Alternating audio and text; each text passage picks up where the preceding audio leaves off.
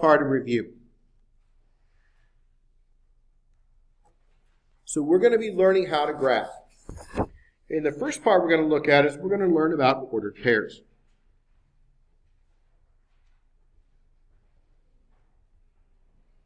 And ordered pairs, they always go XY. Okay, so these are called ordered pairs. And they always go with the X first, Y second. So let's begin by plotting some. So let's plot some ordered pairs.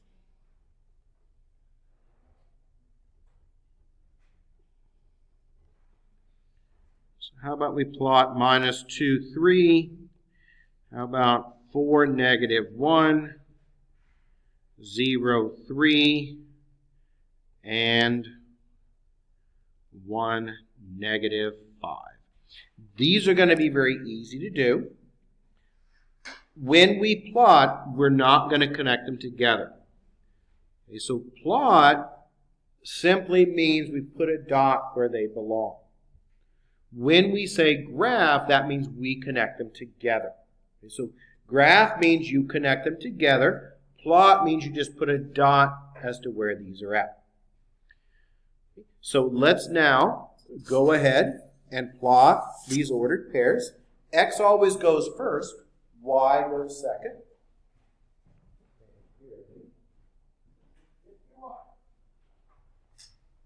So let's start with our first ordered pair. Our first ordered pair is negative 2, positive 3. So this is your X, and this is your Y. So we're going to go back 2 and up 3. This should be a review. Everyone should know how to plot points already. We're going to go over it real quick just to make sure we refresh our memory. The next one would be at 4, negative 1. So that's going to be over 4 and down 1. And then we've got 0, 3. Okay, 0, 3 is what's called a y-intercept. And 0, 3 would be right here. And then the last one is 1, negative 5. So it's over 1 and down 1, 2, 3, 4, 5 units. So there's 1, negative 5 there. And that's how you plot ordered pairs. Okay, and ordered pairs always go X, Y. And you just simply list them out. Now when we talk about ordered pairs, we can also find the midpoint and we can find the distance. So we're going to begin with the midpoint.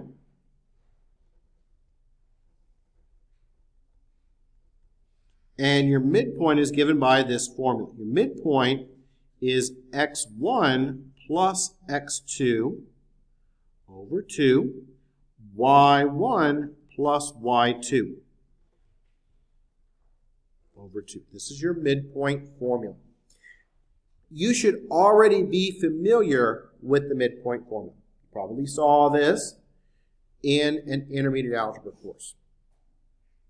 So I'm going to give you, we'll do 2 of these. I'm going to give you 2 points, P and Q, and you're going to find the midpoint. We'll do 1 with numbers, and we'll do 1 with variables. So we're going to find the midpoint.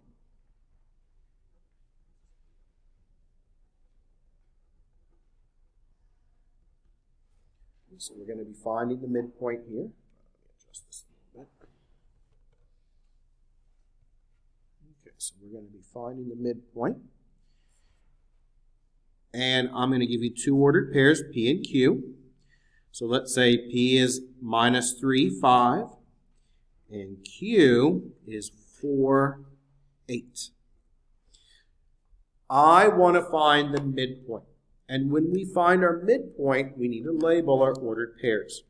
Now we label them just like we would label them to go into the slope formula. This is x1, and this is y1. And this one's going to be x2 and y2. So we got our points labeled. We're going to find our midpoint. And I always like to write up the formula so we have it.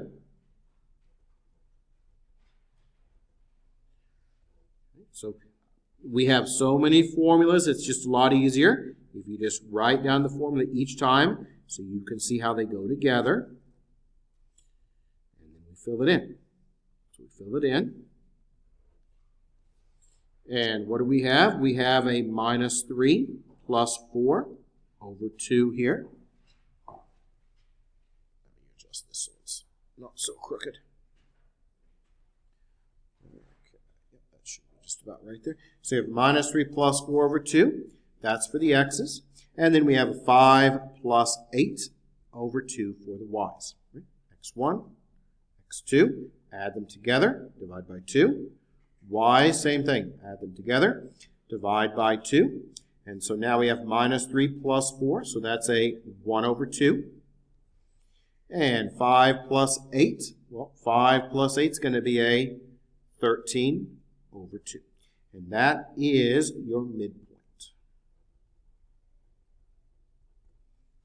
So the midpoint is basically an average. You add them together, divide by 2. Let's do another one. Now, that one was with numbers. Now we're going to do one with variables.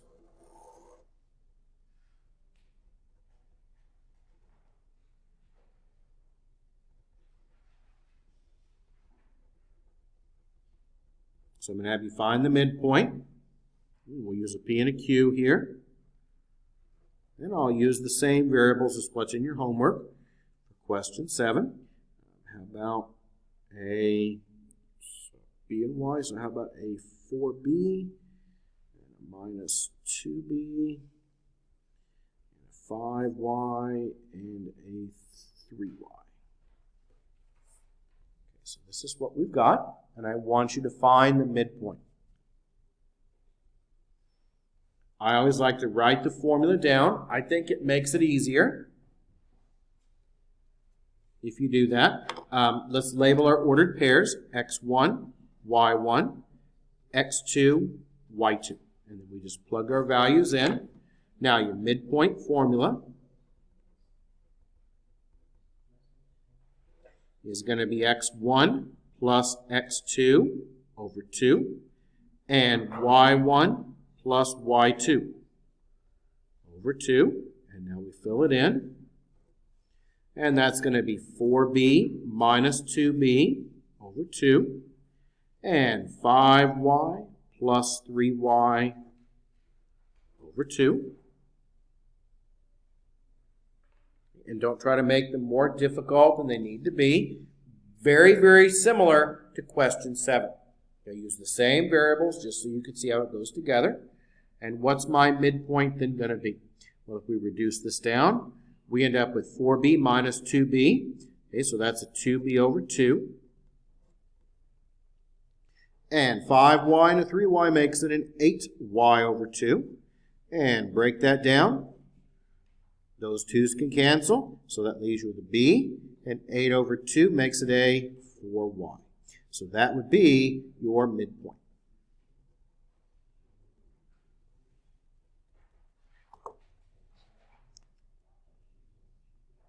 So it's going to be your midpoint right there.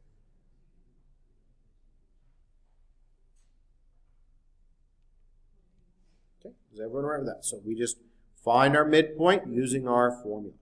Now, what you probably have not done yet is the distance formula. So you probably have not seen the distance formula, but let's go ahead and learn about that one. You probably have seen the midpoint formula, but probably not the distance formula.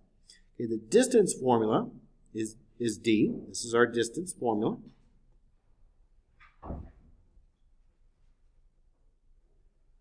Your distance formula D is the square root of x1 minus x2, quantity squared, plus y1 minus y2, quantity squared. So this is our distance formula. Okay, make sure I get this adjusted here. There we go. It's just hard to get it all adjusted, but that's going to be our distance formula.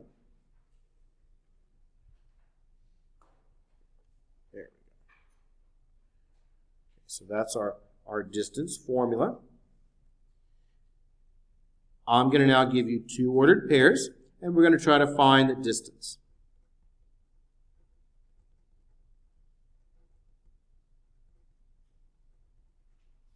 So I'm going to give you two ordered pairs. How about 4, 5, and minus 3, positive 8. And I want you to find the distance here. Let me try to get rid of the slant.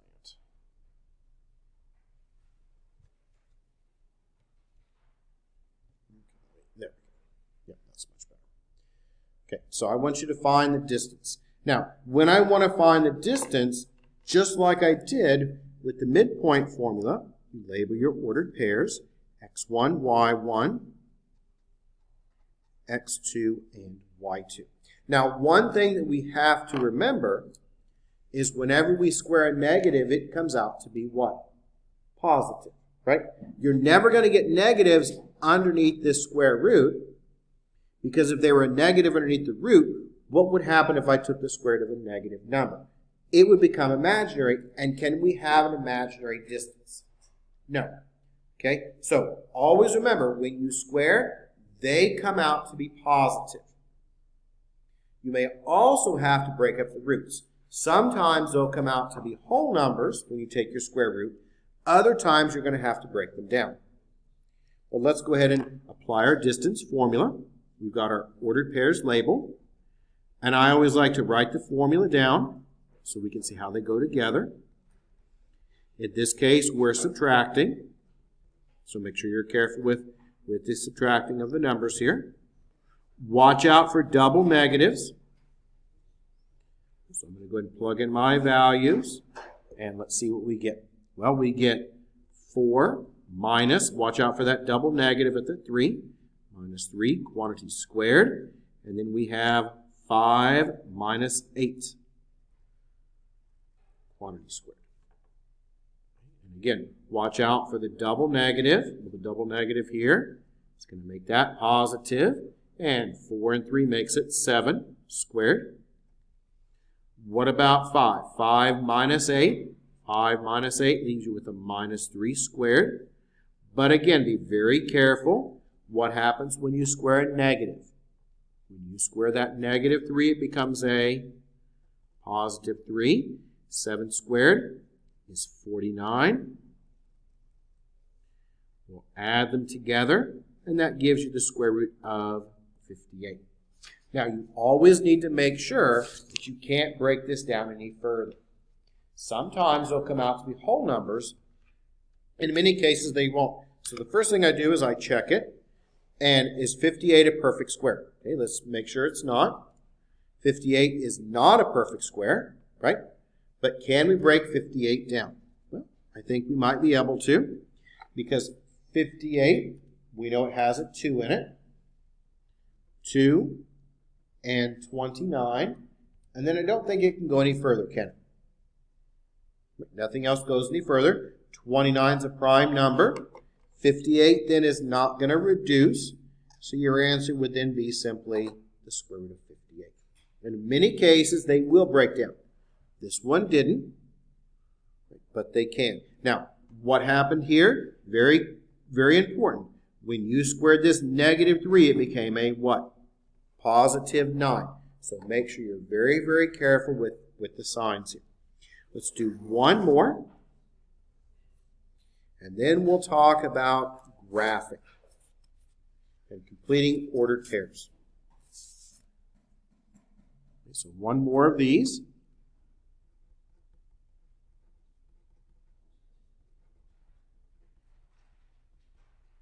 And how about minus 3, minus 10, 7, positive 2. And I want you to, again, find that distance. Well, if I want to find that distance, first thing I do is label x1, y1, x2, and y2. I always like to write the formula down. I think it's helpful. That way you don't get them mixed up. x1, minus x2, quantity squared, y1 minus y2, quantity squared. Now, when we go to work with this, we need to make sure we put them in the correct order, and we're subtracting. In many cases, you'll have a double negative, which makes it positive. If you end up with a negative, when you square that, it becomes a positive. And that's the most commonly made mistake, is students forget that. So let's plug our values in. And we have a minus 3, minus 7, quantity squared. We have then a minus 10, minus 2, quantity squared. Minus 3 minus 7, that makes it a minus 10, quantity squared. Minus 10 minus 2 makes it a minus 12, quantity squared. And we now square. 10 squared is 100. 12 squared is 144. And we'll put those together. And that's going to give you the square root of 244. Can we break down 244? Well, there's a possibility. So 244, I believe, has a 4 in it. And it does, so that's 4 and 61. And 61 is not going to go any further. But what about the 4? 4 is a perfect square of what? 2. So that's going to come out then as 2 square root of 61.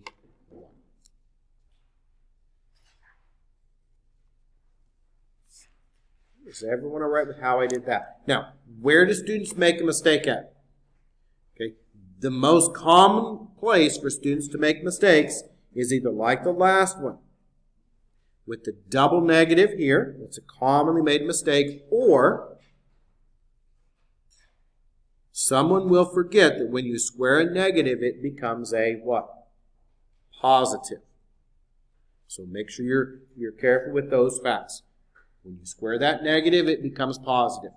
If at any point you have a negative underneath this square root, you made a mistake. Because numbers underneath the square root are imaginary, and you cannot have an imaginary distance. The last part of this section, and it's very, very short, this section is we're going to be graphing some lines by completing some ordered pairs.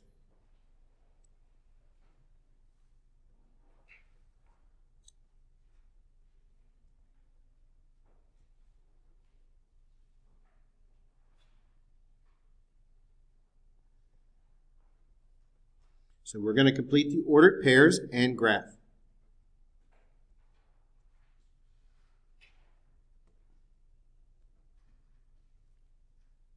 So we're going to try to complete the ordered pairs and we're going to graph them. I'm going to give you an equation.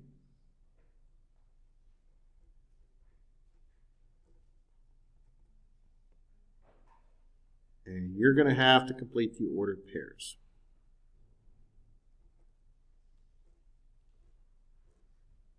And you need at least 2 different ordered pairs.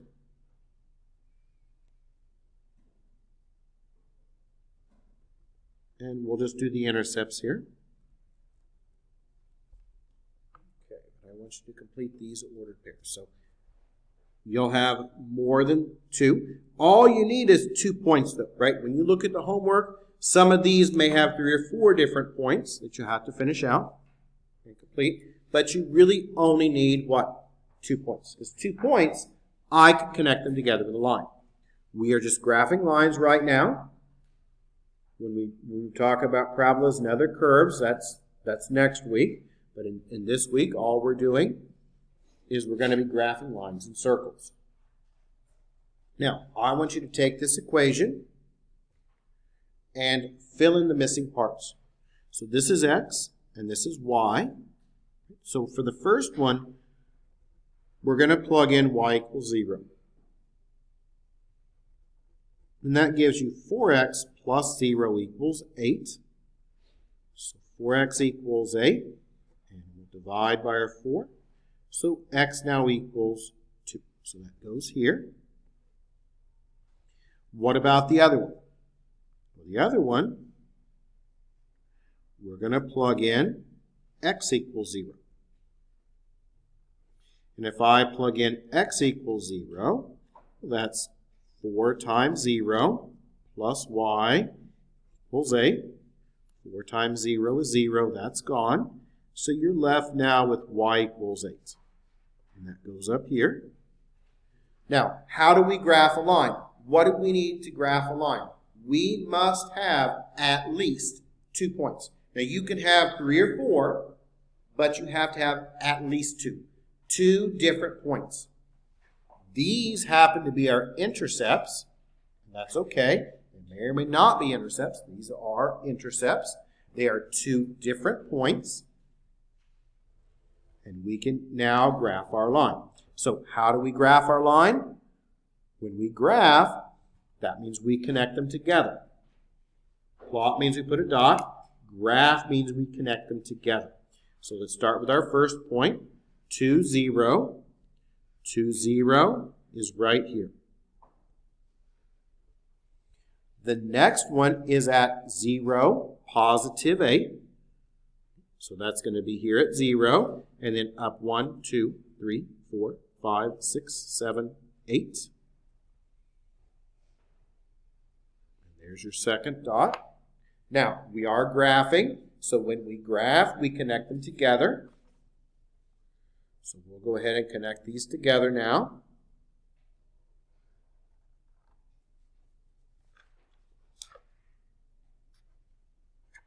And there's our line.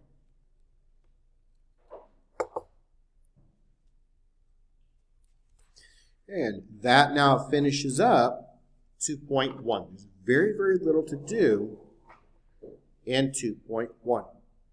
Chapter 2 is going to go a lot faster. Chapter 1 was definitely the slower chapter. 2.2 is something that you haven't seen before. 2.2 is circles. You probably have not really talked about circles in your other math courses. But for a circle, you need a center and a radius.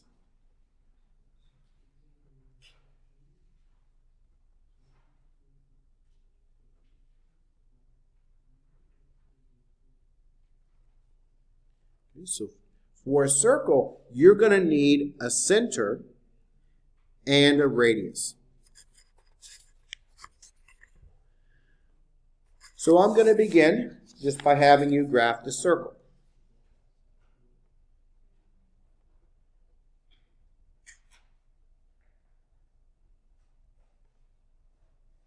And for this circle, I'm going to give you a center of, how about 5, 2, and a radius of 3.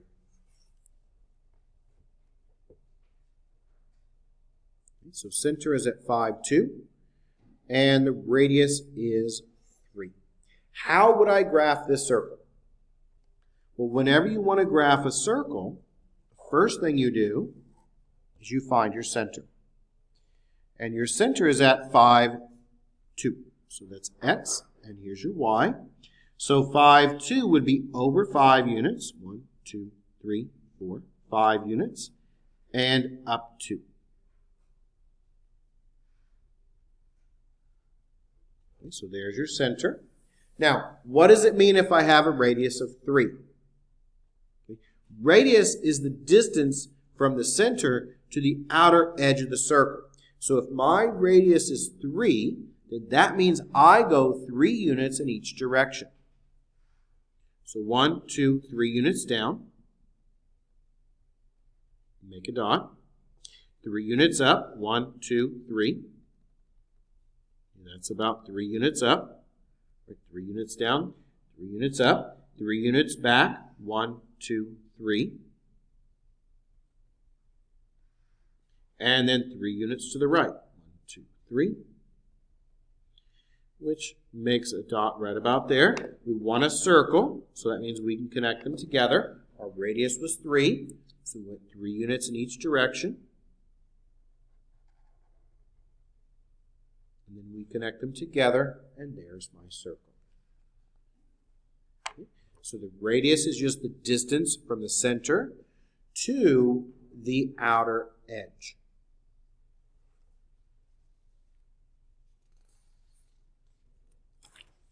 I can give you a graph, and you can find the center and the radius. So I'm going to give you a graph, and I'm going to have you find the center and the radius.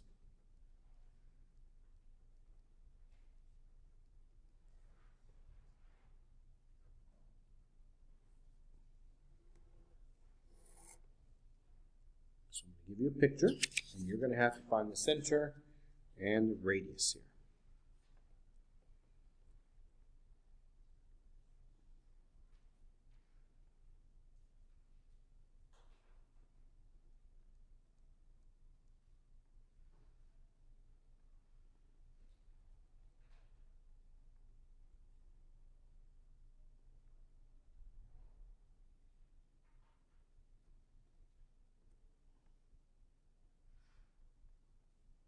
Okay, so I'm just going to try and draw this the best that I can here. Okay, and here's a circle. Okay, so this is very, very similar to question 5 in your homework. In a way. We're going to find the center and the radius, and then after we do that, then we'll talk about the center-radius form. And I want us to be able to find the center and the radius first. So where do you think my center is at?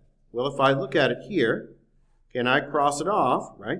When I draw this in half, my center is right about there. As an ordered pair, what would that be? Well, as an ordered pair, that would be at about what? That would be at about 5, 0, wouldn't it? Just approximate it. So there's our center.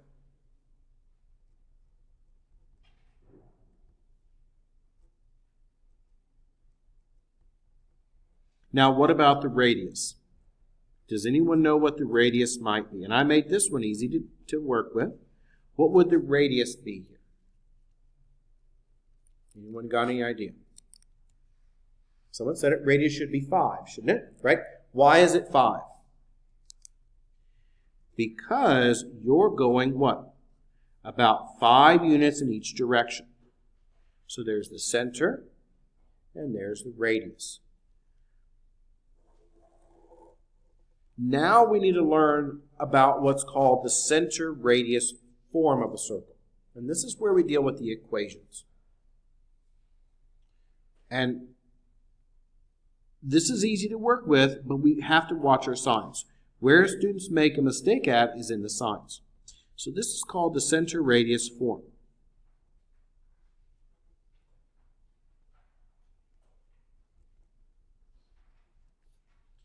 And the center-radius form is x plus h, quantity squared, y plus k, quantity squared, equals r squared.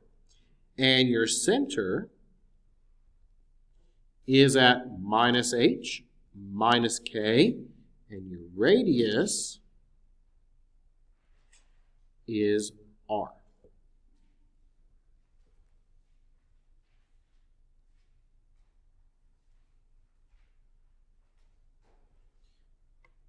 So the first ones that we're going to be doing, we're just going to be finding the center and the radius. And then once we're comfortable with that, then we'll learn how to put it in center-radius form when it's not already there. So all I'm going to have you do on these now is find the center and the radius.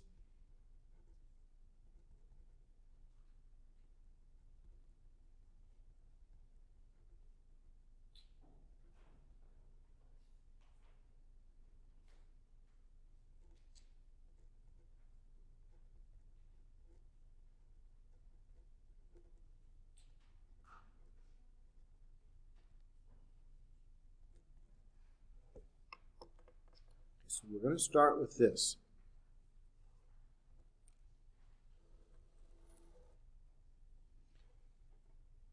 Now we have to be very careful. Look at our formula here.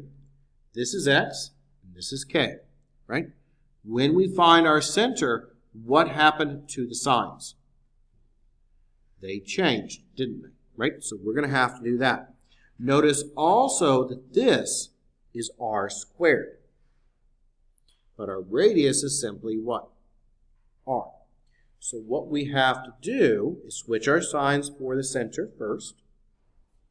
So what would the center be now? Switching your signs, you have to make sure you switch them around. This is a positive 5, so I switch it. So it's going to be at a negative 5. And negative 2, I switch it, and it becomes a what? Positive 2. So there's your center. You always switch your signs. Your radius, because this is r squared, your radius is going to be the square root of 16, which is then 4. So we have a center at minus 5, positive 2, and we have a radius of 4. That's all we did. Switch our signs and square root. Let's do another one.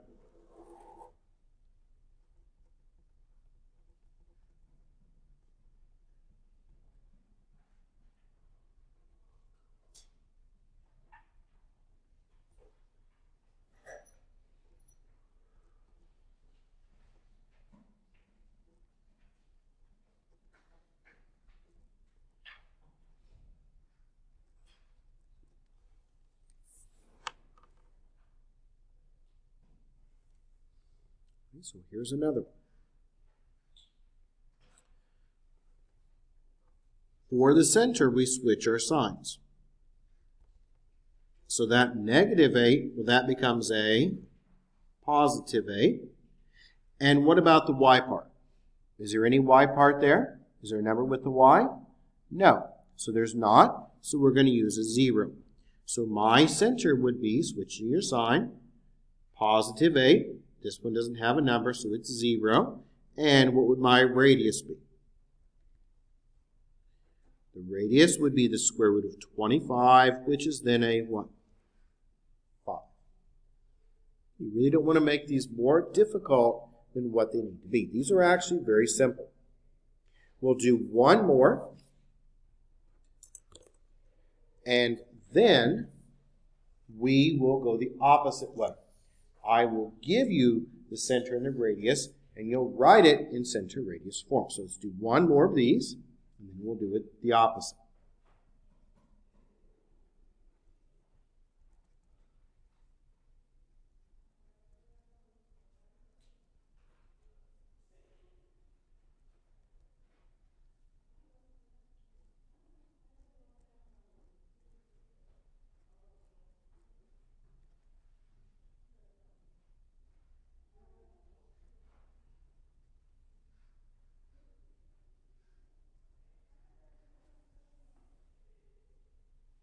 Now that radius is not always a whole number.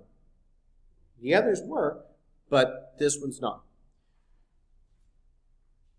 What would my center be?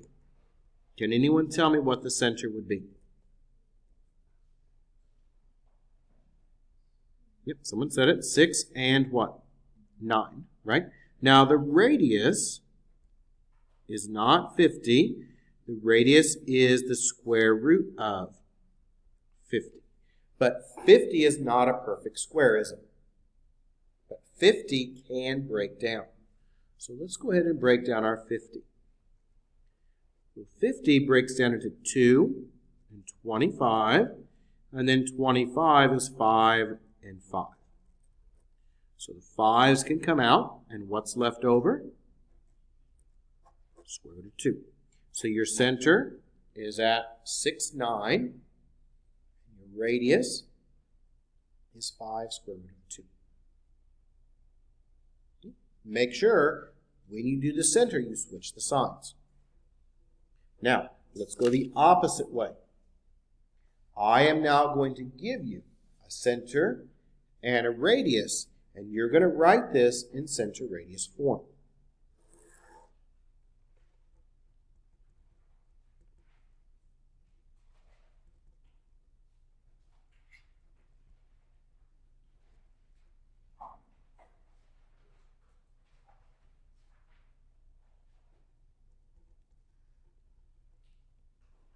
And let's see, you're given a center at 8, negative 2, and a radius of 3. Easy enough. We want to write this in center radius form. Now, what does center radius form look like? Well, center radius form is this.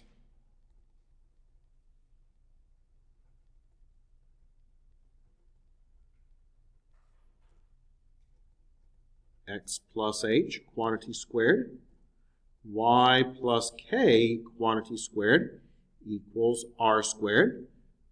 Now, when we go from the center to the center radius form, or vice versa, we have to switch our signs. Because this one has a center now on this one, minus h minus k, right? And the radius is r. So let's use r's here, and let's write r's in the center radius form.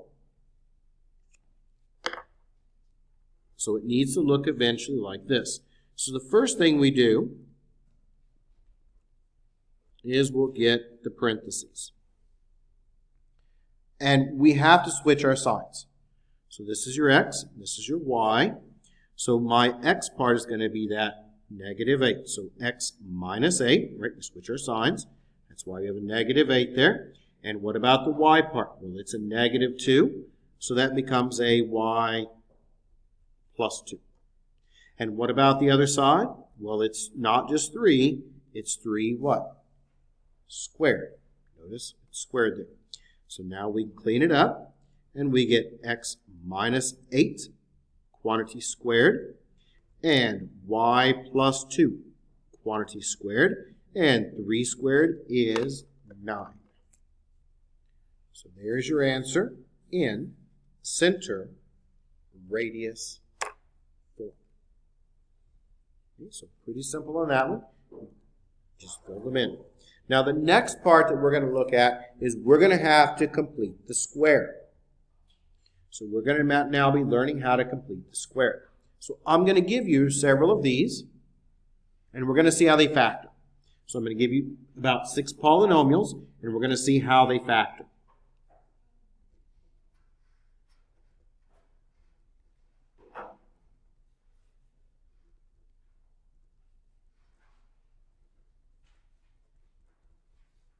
And we're going to be looking for patterns here. So let me write these up.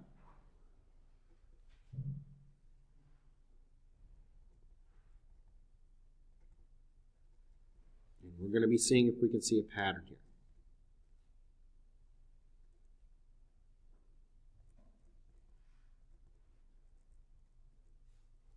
And we'll do a couple more.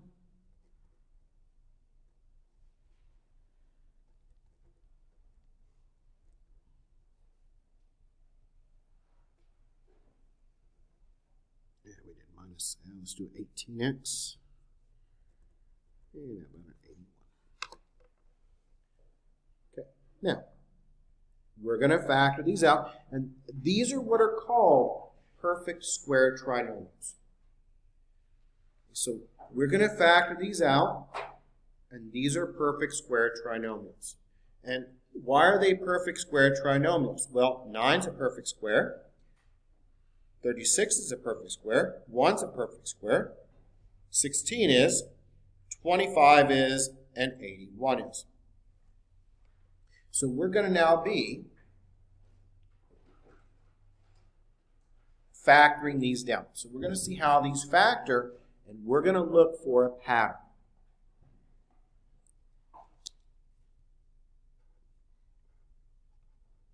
How would you factor this one out? Well, first times the last is a 9, right? What two numbers multiply together to give you 9, add together to give you 6? 3 and 3. So this one's going to factor into x plus 3, quantity squared. The next one is 16.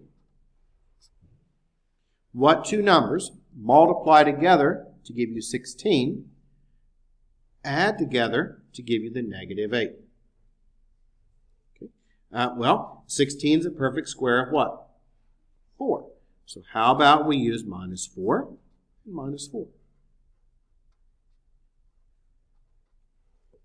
The next one, 36. Okay, we need a 12 in the middle. 36 is a perfect square of 6 and 6. Middle's positive, so that comes out to be x plus 6, quantity squared. Over here, we need the 25. Now, look at the sign in the middle. It's negative. So minus 5 and minus 5. And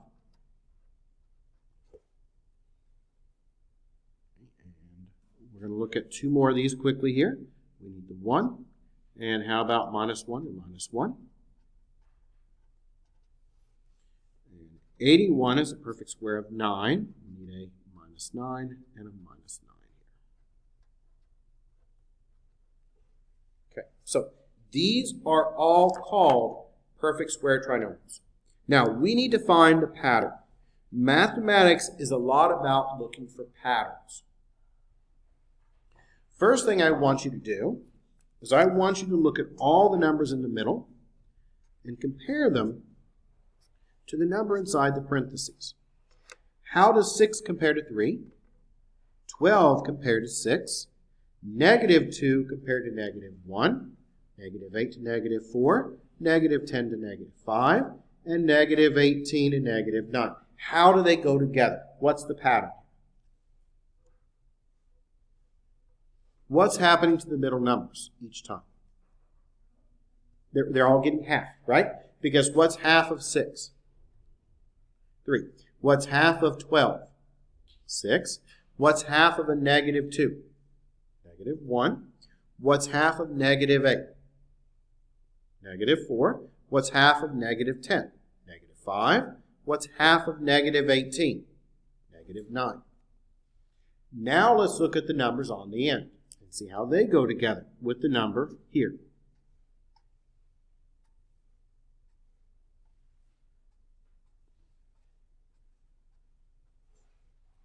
3 and 9, 6 and 36, 1 and 1, 4 and 16, 5 and 25, 9 and 81. Well, what's the pattern? Does anyone see the pattern here? 3 to what makes it 9? 3 squared is 9, right? 6 squared is what? 36. 1 squared is 1, because when you square a negative, it becomes a positive. 4 squared is 16. 5 squared is 25. 9 squared is what? 81. When we work with these circles and we complete the square, the only part we need to remember is half and square. That's all we're going to be doing. Is we're going to be halving it and we're going to be squaring it.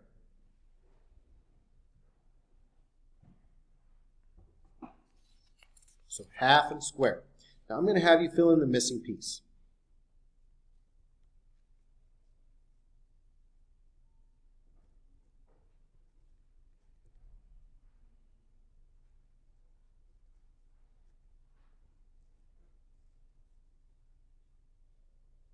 I want you to fill in the missing part here.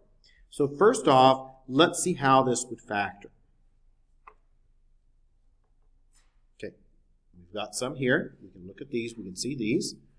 Look at the middles. Look at the x parts. So can someone tell me what's going to come down here? What's going to go here? Does anyone have any idea? What's the pattern? What are we doing? Half, right? Because half of this 18 is what? 9. Half of 2 is what? 1. So what's going to go down here? Half of 20, that's a what? 10. Now, what's going to go in the box here? Can anyone tell me what's going to go in the box here? 100.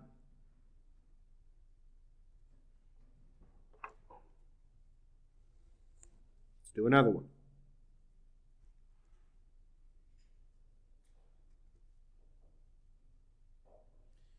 Let's see, we did 20. How about we do, let's say 16. X. because we haven't done that one yet. So what do you think that's going to factor into? Let's fill in the blanks here. So what's that going to factor into, do you think? It's going to be what? X plus 8, someone said it. And what goes up here? Well, 8 squared is what? 64. Half and squared. That's your pattern. Half and squared. Now, it is not always going to be a whole number. In some cases, you might get a fraction. And that's okay, because they're still not hard to deal with. We just have to have the fraction.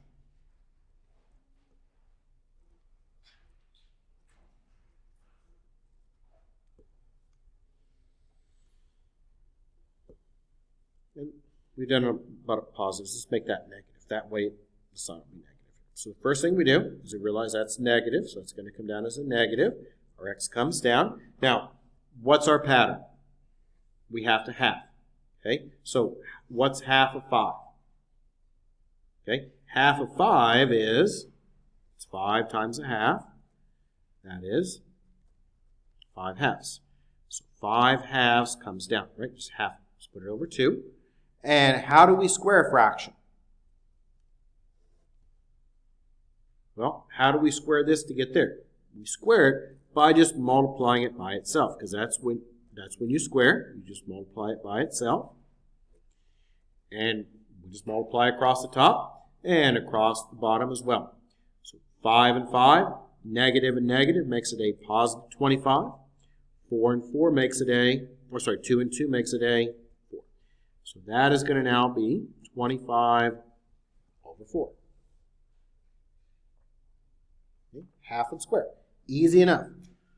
One more, and then we're going to learn how to complete the square and write our answers in what's called center radius form. So one more of these. It can already be a fraction, because you can have something that's already a fraction. How about 7 halves x?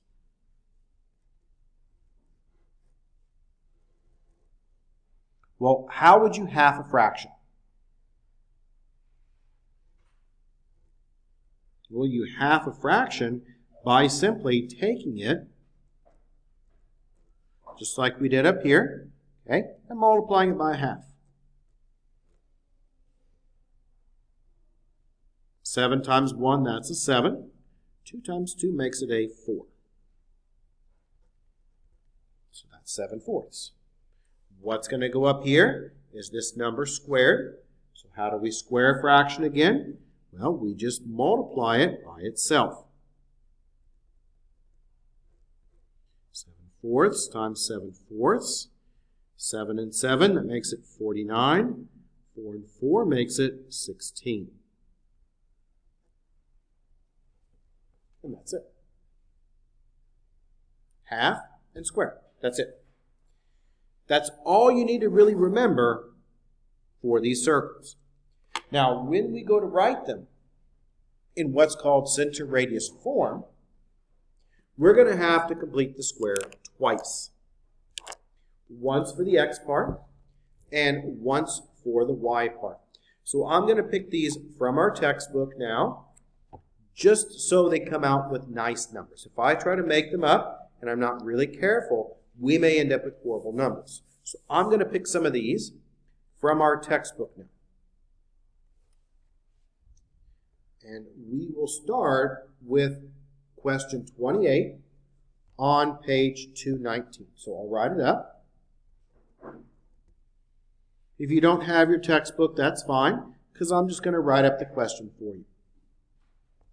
So don't worry about dragging out your textbook, because you can just follow along here. And we've got x squared plus y squared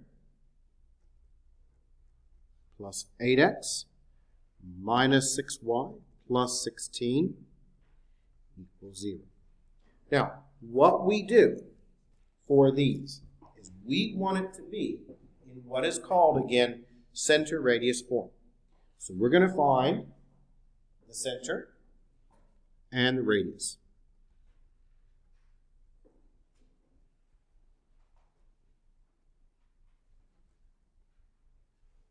So first thing we must do is we need to get the x's and the y's on the left.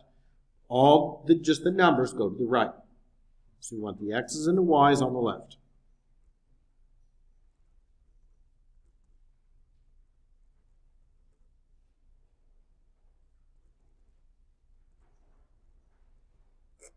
So we want all the x's and the y's on the left. So that means that 16 needs to be moved over. So that's what I'm going to do first. I'm going to move that 16 over.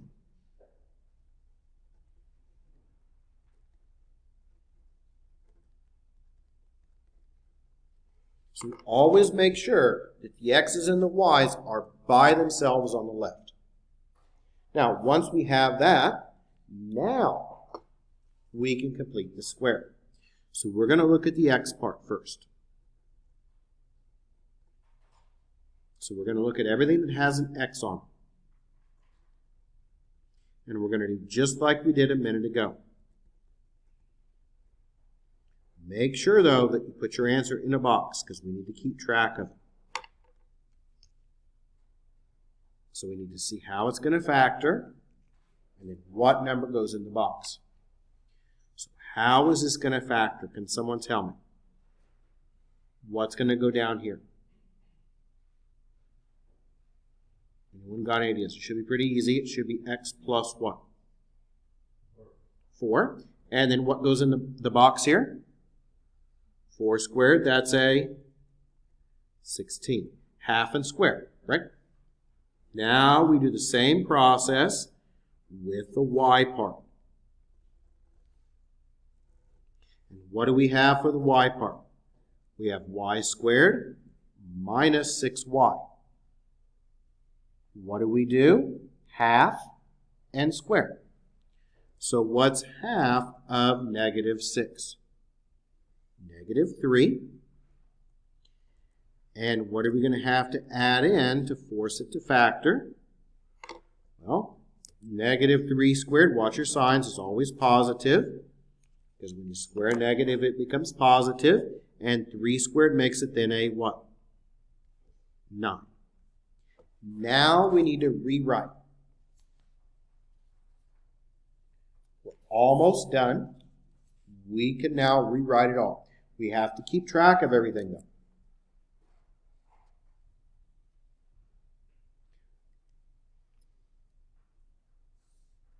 What I did here was I had to add it to make it factor. So I added 16 to make this factor, and I added 9 to make this factor. Now, whatever I do to the left, I have to also do it to the right. So I put these in boxes because I added them to the left to make it factor, so that means they're going to have to also be added to the right.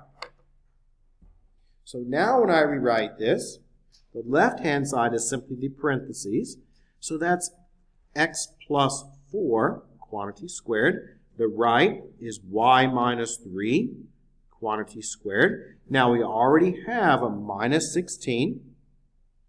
We're going to have to add in 16 to force this one to factor. And we're going to have to add in 9 to force this one to factor. Now we're done because the 16 and the negative 16, those can cancel. And now we have x plus 4, quantity squared, y minus 3, quantity squared, equals, those can cancel, 9. And now we know what our center is, which our center here, we switch our signs. Our center is going to be a minus 4 and a positive 3. And the radius, it is not 9. The radius is the square root of 9, which is then what? 3. So there's your center, and there's your radius. They're actually not bad at all once you get used to doing them. It's something that's brand new, so I know you probably have not seen this before.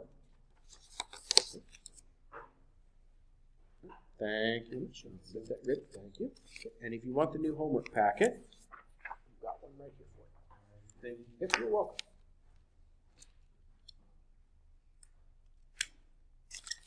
Okay.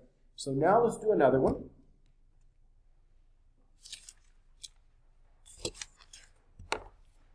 And in chapter 2, we're usually going to go through 2 sections every class group because they're quite a bit shorter than the first chapter. So let's do another one.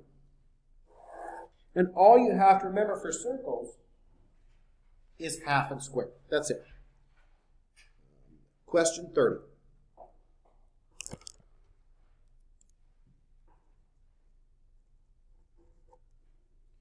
So question 30. We've got x squared plus y squared minus 12x plus 10y equals a negative 25.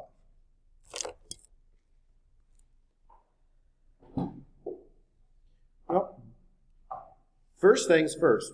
The x's and the y's are already on the left-hand side. Okay, so that part is done. Now we just complete our square. So for the x part, we have x squared minus 12x. What would that factor into? And what's going to go in the box? So what's it going to factor into first? What's going to go here? Okay, x minus 6. And what goes here? So, 36, right? Half of negative 12 is negative 6. And negative 6 squared becomes a positive 36. That's it. Y part. I think these are actually pretty simple. I know they're brand new, but it's not bad once you start doing these. Y squared plus 10y. Okay. What's going to come down here is going to be y what? Y plus 5. And 5 squared is a 25. That's it. Now, put the pieces back together, and we're done. So putting the pieces back together, we have x minus 6 quantity squared, y plus 5 quantity squared, equals, we have a minus 25 from up here, and then we have a 36 and a 25. And what's going to happen with the 25s? Well, they can cancel. So that leaves you then with the 36 on the right-hand side. And the left-hand side is x minus 6 quantity squared, y plus 5 quantity squared. We want our center and the radius. And so the center would be, switching our signs, positive 6, negative 5, and a radius. That is, the square root is 36, which is a 6. So that's it. Right.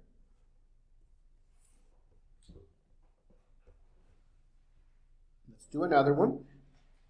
If there's a number in front, you're going to have to divide out that number. If there's a number in front of the x squared or the y squared, you're going to have to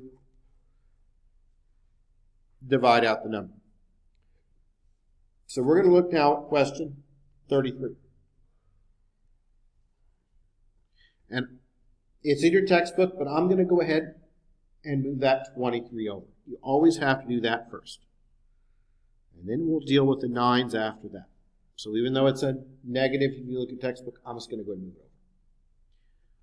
6x plus 6y equals, moving that over, 23. I just didn't want to have to write it again, because the one in your textbook originally is this, so I just moved the 23 over. That's all I did. Because you always have to make sure that numbers are on the right, variables on the left. We do have one extra step on this one.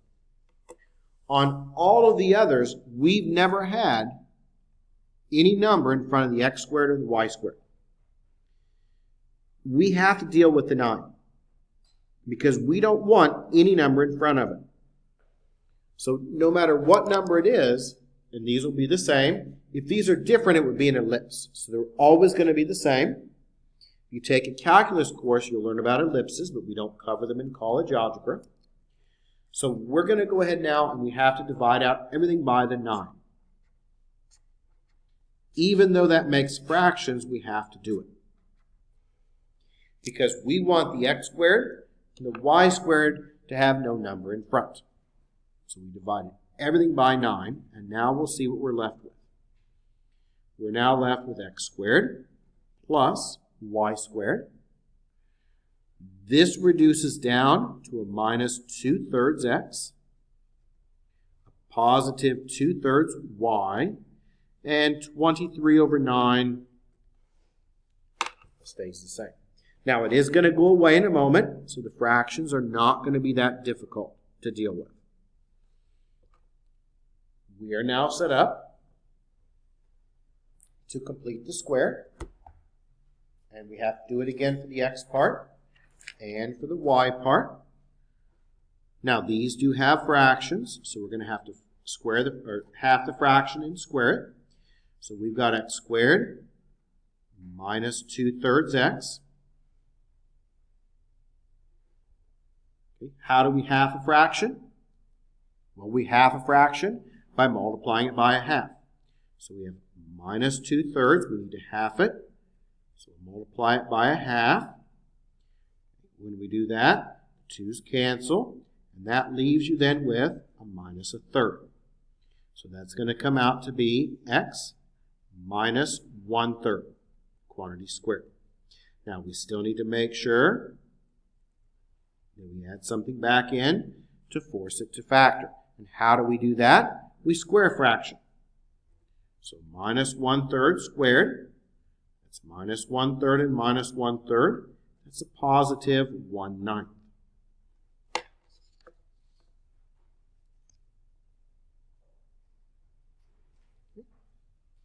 That's the x part.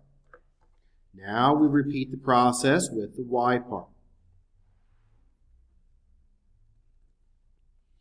And it's exactly the same, it just has different signs. The y part is y squared plus 2/3 y. And we basically just did this earlier, right? It's the same numbers. So this one's going to come out to be y plus 1/3. And then we still have to add in something to force it to factor. And it's the same 1/9. Now the good thing is, the fractions are going to disappear. Okay, so they're going to go away when we put them together. Well, or go together, I should say. Okay, so now let's write out what we've got. And the fractions are going to go together, so they're not going to be a major problem. So let's now rewrite it all. And we have x minus 1/3, quantity squared. We have y plus 1/3, quantity squared. And we have, originally here, a 23 over 9. So we've got a 23 over 9. We're going to add to that 1/9 and another 1/9. And that makes it 25 over 9.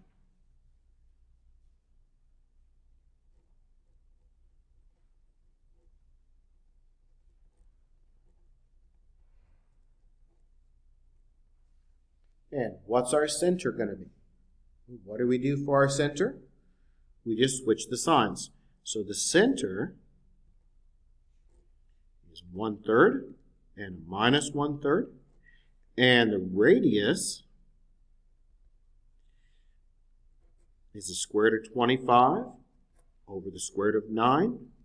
Square root of 25 is 5. Square root of 9 is 3. Thank you very much. And here's the new homework packet too, before I forget. Yep, you're welcome. And I'll get this graded for you probably this afternoon. Okay, so let's now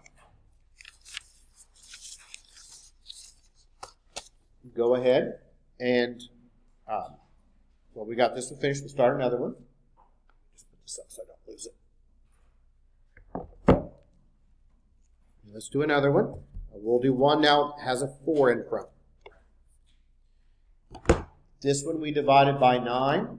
The next one we're going to divide by 4. So we'll look at question 34, and this is on page 219 again.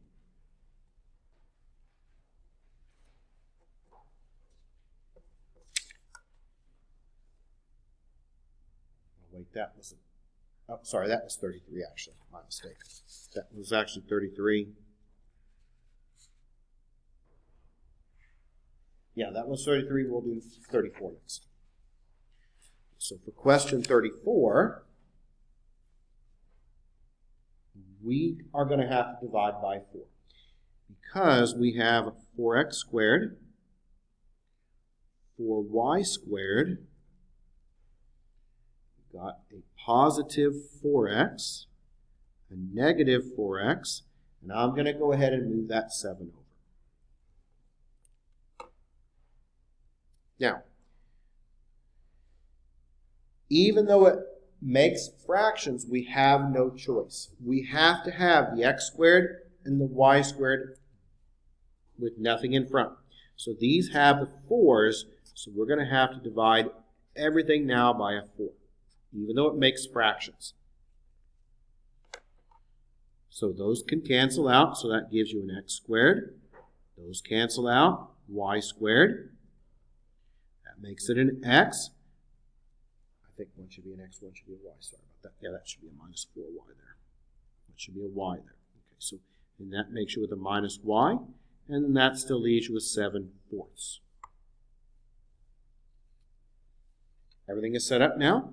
We can now complete the square. And let's start with the x part. We've got x squared plus x. And remember, there's a 1 in front, right? We don't ever talk about it or write it, but there's actually a 1 in front. And it's pretty easy to do. What's half of 1? Half of 1 is a half. And what happens when you square a half? Well, a half times a half, that's a 4th, right?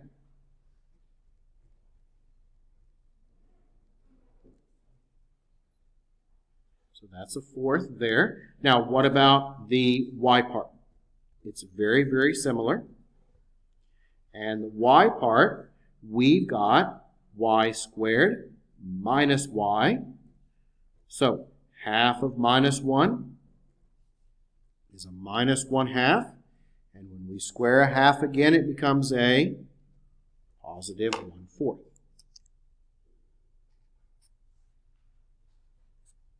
All the pieces can now go back together.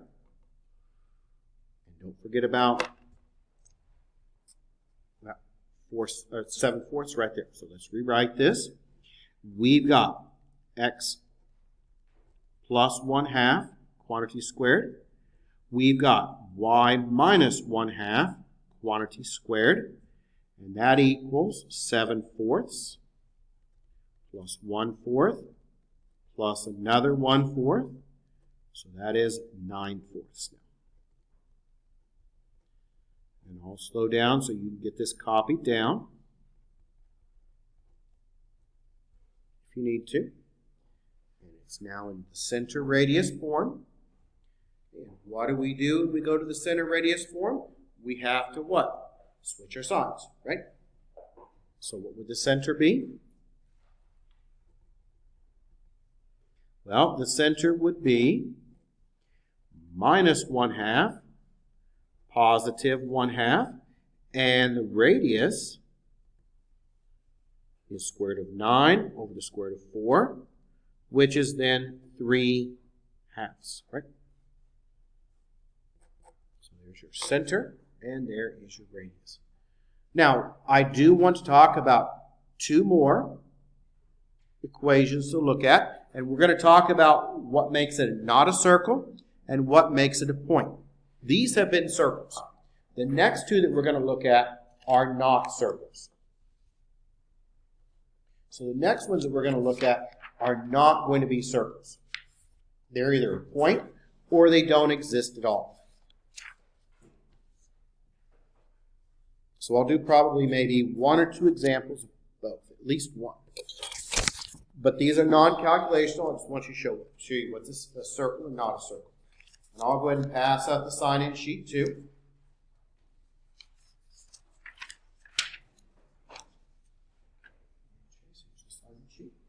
So let's look at things that are not circles. So the next ones are not going to be circles. And we'll talk about what they are and why they're not circles.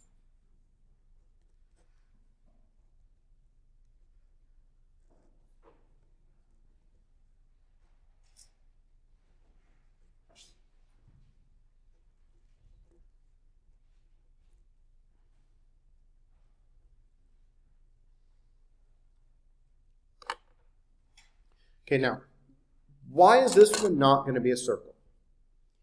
Well, what does it equal? Okay, it doesn't equal a positive number anymore. It equals 0. This would have a center, and what would the center be? If we switch our signs, the center is going to be -1, +8, but the radius is the square root of 0, which is what? 0. Now, can a circle have a radius of 0? No. It has no radius, so it's a point. So since the radius is 0, it is the point, which is our center, -1, 8. So it's no longer a circle if your radius is 0, then it's a point. And that point is your center. So that's not a circle, and it's not a circle because of that 0 when you're done. This is also not going to be a circle, but it's something different. Okay, this one's also not going to be a circle.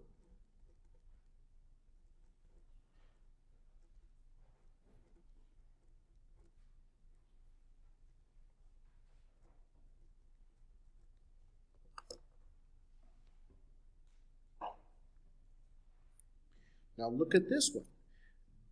This one's not going to be a circle because that's negative, right? And what would happen with this? This, remember, is your r squared, right? So that means that r is going to equal the square root of -25, and we did these way back in 1-3. The square root of a -25 is 5 what? I. Now, can a circle have an imaginary radius? Does that make sense to happen at all? No, right? If I draw a circle, what do I have to have? Think about a compass. Okay? You're going to draw a circle. Have you ever seen a circle with an imaginary radius? No. So this came out to be imaginary. So since r is imaginary, the graph is non-existent.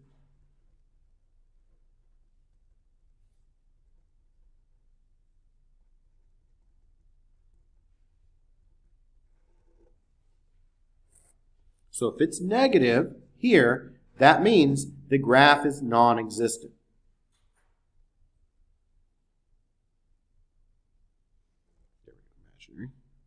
So since your r is imaginary, the graph is non-existent. And that's all you need to write.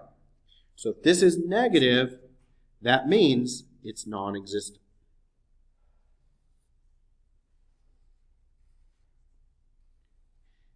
That's going to be it for today's lecture. So today, what have we went through for our homework? Well, today we went through 2.1. You should be able to do them all.